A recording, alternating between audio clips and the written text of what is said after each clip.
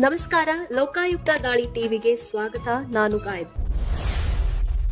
ರೇಣುಕಾಸ್ವಾಮಿ ಕೊಲೆ ಕೇಸ್ನಲ್ಲಿ ಸಾಕ್ಷಿ ವಿಚಾರಣೆ ವಿಳಂಬ ಆಗುತ್ತಿದೆ ಎಂದು ನಟ ದರ್ಶನ್ ಅವರು ಆರೋಪಿಸಿದರು.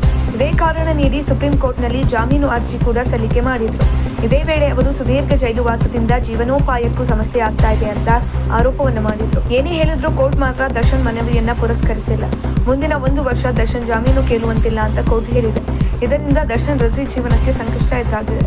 ಇನ್ನು ಜಾಮೀನು ಅರ್ಜಿ ವಿಳಂಬ ಆಗುತ್ತಿದೆ ಅಂತ ಹೇಳುವುದರ ಜೊತೆಗೆ ತಮ್ಮ ಸಿನಿಮಾಗಳ ಬಗ್ಗೆಯೂ ಸ್ಪಷ್ಟವಾಗಿ ಬಂದಿದ್ರು. ಜಾಮೀನು ಅರ್ಜಿಯಲ್ಲಿ ದರ್ಶನ್ ಅವರು ತಮ್ಮ ವೃತ್ತಿ ಜೀವನದ ಸಂಕಷ್ಟಗಳನ್ನು ಎಳೆಯಾಗಿ ಬಿಚ್ಚಿಟ್ಟಿದ್ರು. ನಾನು ಪ್ರತಿ ವರ್ಷ ಸರಾಸರಿ 2 ರಿಂದ 3 ಸಿನಿಮಾಗಳನ್ನು ಮಾಡ್ತಾ ಇದ್ದೆ. KVN ಪ್ರೊಡಕ್ಷನ್ ಮತ್ತು ಮೀಡಿಯಾ ಹೌಸ್ ಸ್ಟುಡಿಯೋಸ್ ಅಂತಹ ದೊಡ್ಡ ಸಂಸ್ಥೆಗಳ ಚಿತ್ರಗಳಿಗೆ ಈಗಾಗಲೇ ಸಹಿ ಮಾಡಿದ್ದೇನೆ. ನಿರ್ಮಾಪಕರು ಸುಮಾರು 6 ಕೋಟಿ ರೂಪಾಯಿ ಬಂಡವಾಳವನ್ನು ಹಾಕಿದ್ದಾರೆ. ಸುದೀರ್ಘ ಜೈಲುವಾಸ ನನ್ನ ಸಿನಿಮಾ ಭವಿಷ್ಯಕ್ಕೆ ಮರಣಗಂಟೆಯಾಗಲಿದೆ ಅಂತ ಅವರು ಹೇಳಿದ್ರು. ಆದರೆ ಕೋರ್ಟ್ ಈ ವಾದವನ್ನು ಪುರಸ್ಕರಿಸಿಲ್ಲ. ಇನ್ನು ಕೋರ್ಟ್ ಆದೇಶದ ಪ್ರಕಾರ ದರ್ಶನ್ ಇನ್ನು 1 ವರ್ಷ ಜೈಲಿನಲ್ಲೇ ಇರಬೇಕು. ಒಂದು ವೇಳೆ ಮುಂದಿನ ವರ್ಷ ಅವರು ಬಿಡುಗಡೆಯಾದರೂ ಅವರು ಮತ್ತೆ ಫಿಟ್ ಆಗಿ ಶೂಟಿಂಗ್ ಆರಂಭಿಸಿ ಪೋಸ್ಟ್ ಪ್ರೊಡಕ್ಷನ್ ಮುಗಿಸಿ ಸಿನಿಮಾ ತೆರೆಗೆ ಬರಲು ಕನಿಷ್ಠ 1 ವರ್ಷ ಬೇಕಾಗುತ್ತೆ. ಈ ಲೆಕ್ಕಾಚಾರದ ಪ್ರಕಾರ ಮುಂದಿನ 2 ವರ್ಷಗಳ ಕಾಲ ದರ್ಶನ್ ಅವರು ಯಾವುದೇ ಸಿನಿಮಾ ಬಿಡುಗಡೆಯಾಗುವ ಸಾಧ್ಯತೆಗಳಿಲ್ಲ. ಇದು ಅವರ ವೃತ್ತಿ ಜೀವನಕ್ಕೆ ಮತ್ತು ಅವರ ಮೇಲೆ ಕೋಟಿಗಟ್ಟಲೆ ಹಣ ಮೂಡಿರುವ ನಿರ್ಮಾಪಕರಿಗೆ ಭಾರಿ ಹೊಡೆತ ಆಗಿದೆ.